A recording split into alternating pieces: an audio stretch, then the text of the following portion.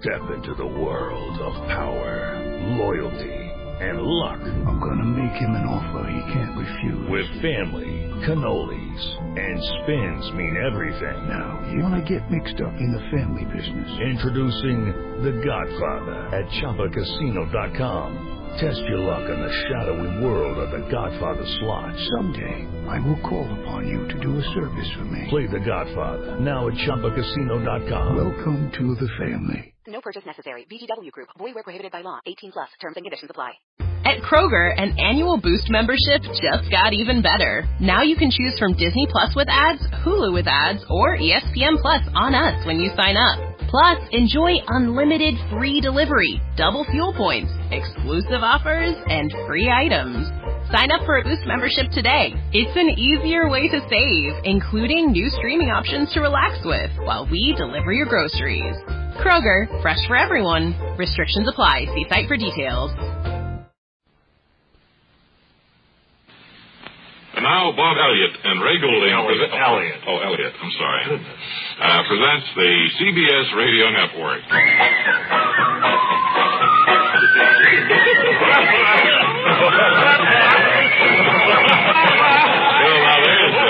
A real happy studio audience today, and we're delighted. The longest I ever laughed after a warm down. I think we've had a particularly effective warm down today. Wallace, you did a nice job with them. Thanks a lot, fellas. Really got them into a good mood, and I think they're going to be glad. Glad to triumph, don't you? Yeah, I wish they would clamor. Yeah, you heard them triumph. Right now. We want to tell you about our new picture window that we mentioned a few days back. Oh, as we look out of it now, it is just absolutely beautiful. As you know, darkness is arriving hours earlier here in New York now, and it's a beautiful scene from the Bob and Ray picture window. All these lights coming on, blinking. Beautiful. Bob and Ray? Yeah. Could I look through the telescope there?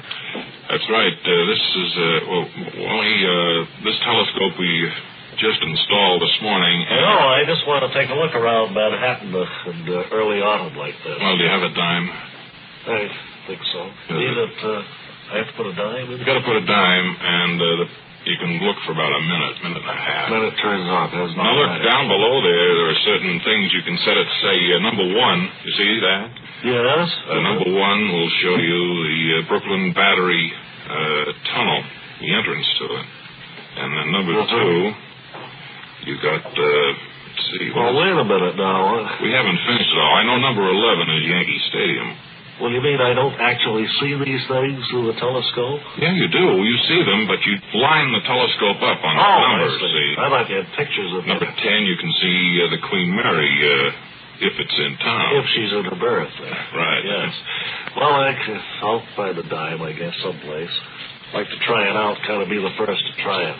Okay. It's kind of a conspicuous first. I'll just go over. All right. How's it look? Great. It is beautiful, isn't it? Yeah, it's great.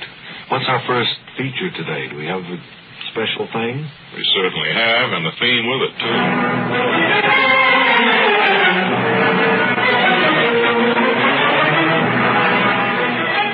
And now, listeners, a few moments with Leonard Burnside as he explains crooning, its origins, and its place in the musical world. Mr. Leonard Burnside. Crooning. A cacophony of sound cascading from a verdant musical jungle? Or is it a well-planned, throaty accumulation of sounds by a great organizer of melody? We shall see. Mr. Vesdale, if you please. Body-oten-bo, rotten-diddy-bo. Thank you, Mr. Vesdale. Now that we have heard, we begin to wonder.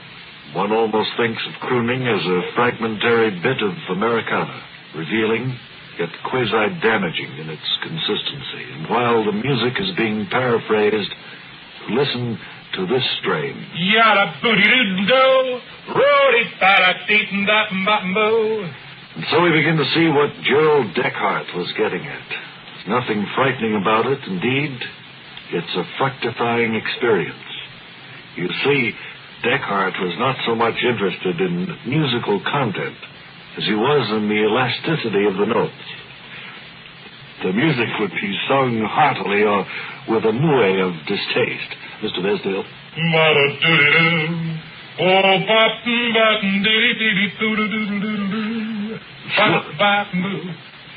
Slowly we come to terms with crooning, but it was not until 1923 that we realized the dynamism, the inbreeding of crooning with the more stable or unprogresso kind of music.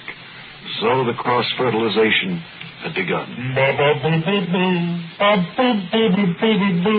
The invocation, the emergence, the precipitation, the entree, so to speak, the entrance to the back door of music had been accomplished, and there was no going back. I want you to pay particular note to the enchanting Descartes variation here, Mr. Vesdale.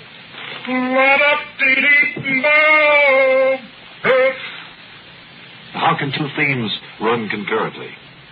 Well, it's a tribute to the genius of Descartes. While one melody advances rubato, the other recedes contrapuntally into the background, diminuendo, barely making itself heard, only to return with mild insolence.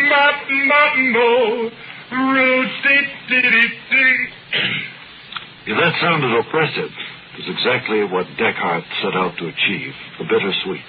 Again, we hear the melancholy yearnings of one sad note overtaking another sad note without taxing the structure.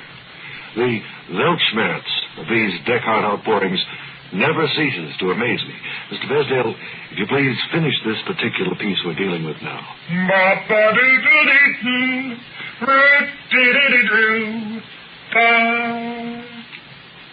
So there you have it. Descartes knew that sooner or later he'd have to be dealt with. His music was a force that would not be denied.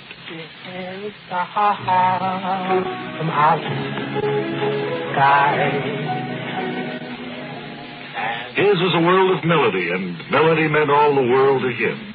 I think we must reckon crooning as a serious yet simpatico art form. Not to do so would be unwise. Bravissimo. Bravissimo, my good friend Descartes. I applaud you. Thank you for what you did.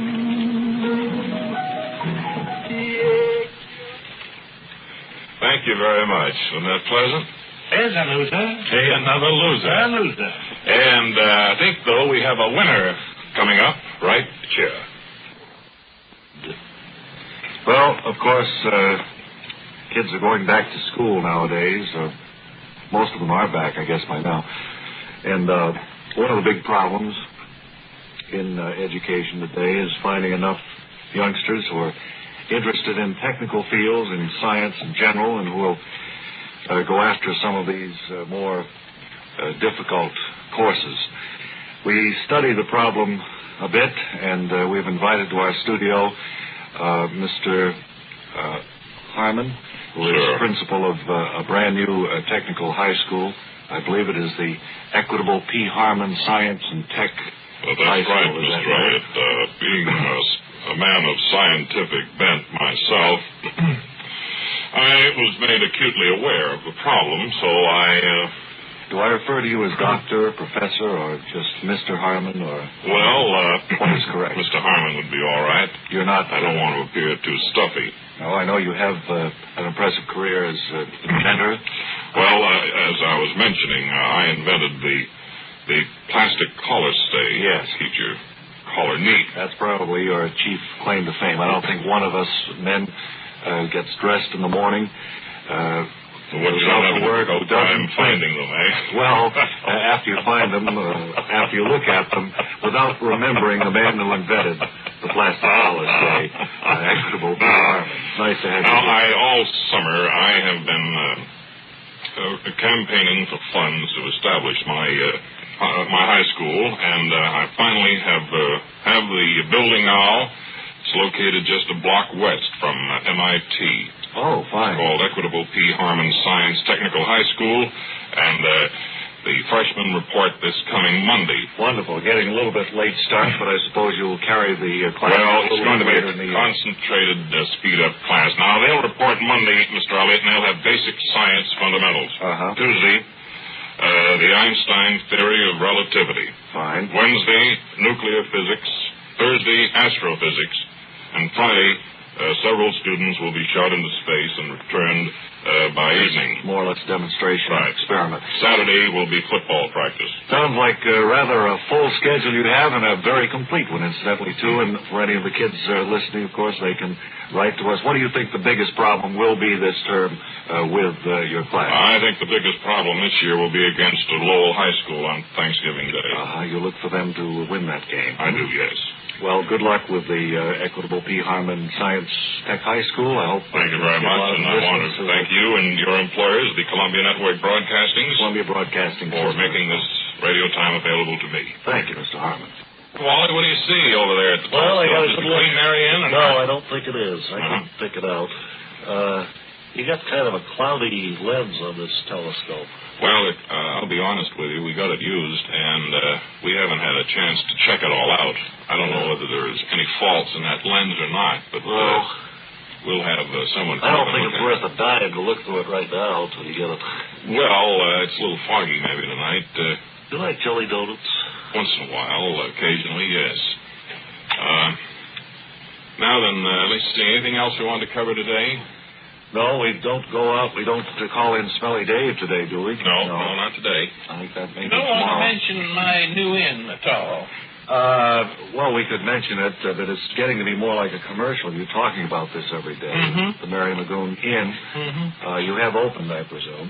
Yes, we opened past weekend. Wasn't it? Mm-hmm. We opened Saturday night, but I'm still looking for some sort of entertainment.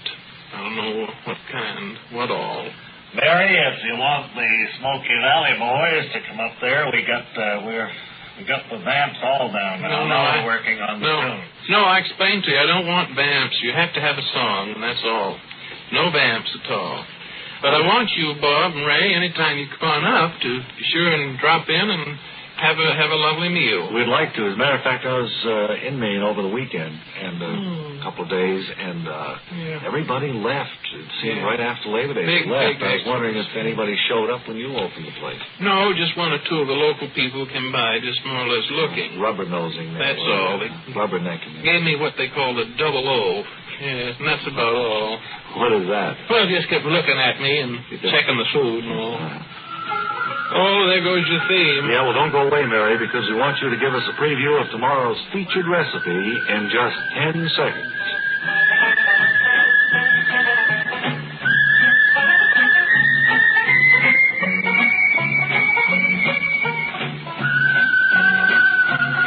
Now here's Mary with a preview of tomorrow's recipe. Then you cube a hunk of ice.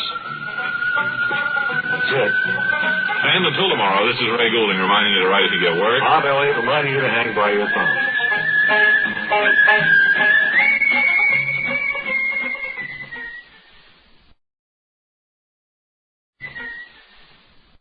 It is Ryan Seacrest here. There was a recent social media trend which consisted of flying on a plane with no music, no movies, no entertainment. But a better trend would be going to ChumbaCasino.com. It's like having a mini social casino in your pocket. Chumba Casino has over 100 online casino-style games, all absolutely free. It's the most fun you can have online and on a plane. So grab your free welcome bonus now at ChumbaCasino.com. Sponsored by Chumba Casino. No purchase necessary. VGW Group. Void where prohibited by law. 18 plus. Terms and conditions apply. The Avengers radio series, a cultural phenomenon in South Africa back in the 1970s. South Africa was a country with no national television service. It wasn't until 1976 that the country would get its first taste of television broadcasts. But before that, radio was the primary medium of entertainment and information for the masses. This was the context when The Avengers, a British spy FI series, made its debut on South African radio and became a cultural phenomenon. The Avengers was a British television series that originally aired from 1961 to 1969. The show revolved around the adventures of John Steed, a suave and sophisticated secret agent, and his various female associates. The series was a unique blend of traditional spy thriller elements with science fiction and fantasy, which set it apart from other shows of its time. While the series was hugely popular in the UK and had also made a significant impact in the American markets, being one of the rare British series given a network transmission slot, it was virtually unknown in South Africa. This was primarily due to the lack of a national television service in the country until 1976. However, as a film series, The Avengers was able to gain some exposure in South Africa through film rentals. But it was the launch of the radio series that truly brought The Avengers to the masses in South Africa. Come and listen at www.myclassicradio.net.